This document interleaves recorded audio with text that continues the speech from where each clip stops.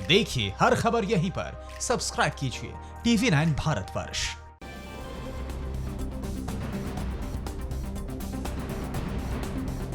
देश में कोरोना की रफ्तार लगातार बढ़ रही है। नए केस को लेकर 24 घंटे में अब तक भारत में सबसे ज्यादा केस सामने आए हैं। अब देश में रोजाना 1 लाख टेस्ट हो रहे हैं। प्रवासी मजदूरों का पलायन लगातार जारी है। आज भी मुंबई और दिल्ली में हजारों की तादाद में मजदूर घर वापसी के लिए परेशान होते दिखे। विदेशों में फंसे भारतीयों को देश वापसी के लिए वंदे भारत मिशन का तीसरा फेज भी शुरू किया जाएगा। इसके साथ आप देखेंगे सोनिया गांधी पर क्यों हुई FIR, दिल्ली में शराब पीने वालों को केजरीवाल ने दी राहत और यूपी में लॉकडाउन के चौथे फेज में मिली छूट, कहां-कहां खुली दुकानें। इन खबरों के साथ कोरोना संकट से जुड़ी देश की 9 सबसे बड़ी खबरें देखते हैं टॉप 9 कोरोना में। भारत में 24 घंटे में कोरोना के 5,609 नए मामले सामने आए हैं, जो अब तक एक दिन में सबसे ज्यादा केस हैं। 24 घंटे में 132 लोगों की मौत हो गई है। देश में कोरोना से संक्रमितों की तादाद 1,13,000 से ज्यादा हो गई है। एक्टिव केसों की संख्या 64,000 से ज्यादा है। अब तक 3,450 लोगों की मौत हो चुकी है। पिछले 24 घंटे में 1,03,000 से ज्यादा टेस्ट किए जा चुके हैं। अब तक भारत में 26,15,000 से ज्यादा टेस्ट किए जा चुके हैं। दिल्ली की केजरीवाल सरकार ने शराब पर लगाए कोरोना टैक्स को वापस लेने का प्रस्ताव दिया। लॉकडाउन के बीच केजरीवाल सरकार ने शराब की दुकानों पर लगी भीड़ के बाद 6 मई की रात से 70% दाम बढ़ा दिए थे।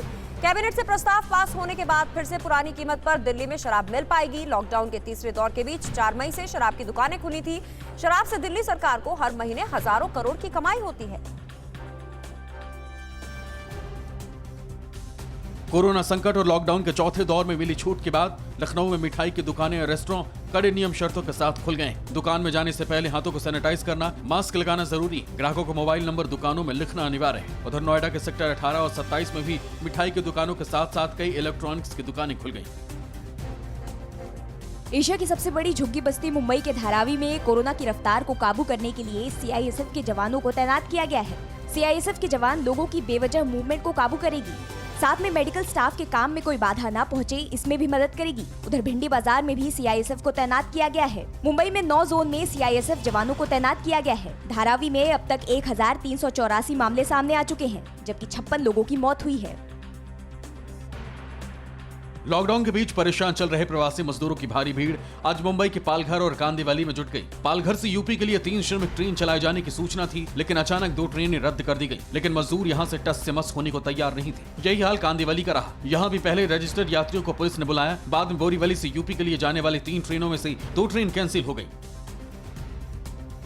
दिल्ली के लाजपत नगर के सरकारी स्कूल के बाहर उस वक्त प्रवासी मजदूरों की भीड़ जुट गई जब उनके मोबाइल पर मैसेज आया कि उनके गृह राज्य के लिए आज ट्रेन भेजी जा रही। मौके पर भारी भीड़ जमा होने के बाद स्कूल का दरवाजा बंद कर दिया गया, जिसके बाद वो मजदूर नाराज हो गए जिनके पास ट्रेन जाने का मैसेज आया था। ज्यादातर मजदूर बिहार और यूपी के थे। रक्षा मंत्री राजनाथ सिंह ने कहा, लॉकडाउन तथा मौजूदा सप्लाई चेन में रुकावट के चलते मैन्युफैक्चर क्षेत्र सबसे ज्यादा प्रभावित हुआ है और रक्षा क्षेत्र में इसका ज्यादा असर पड़ा है। उन्होंने आज society of Indian defence manufacturers conclave का वीडियो कॉन्फ्रेंसिंग के जरिए उद्घाटन किया। उन्होंने कहा, स्वदेशी निर्माण के लिए MSMEs को बढ़ावा देना होगा।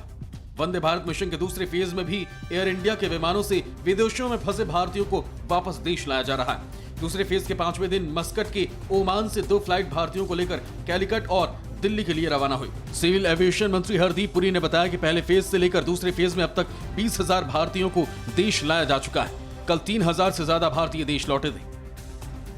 कर्नाटक के शिवमोगा में कांग्रेस अध्यक्ष सोनिया गांधी के खिलाफ FIR दर्ज की गई।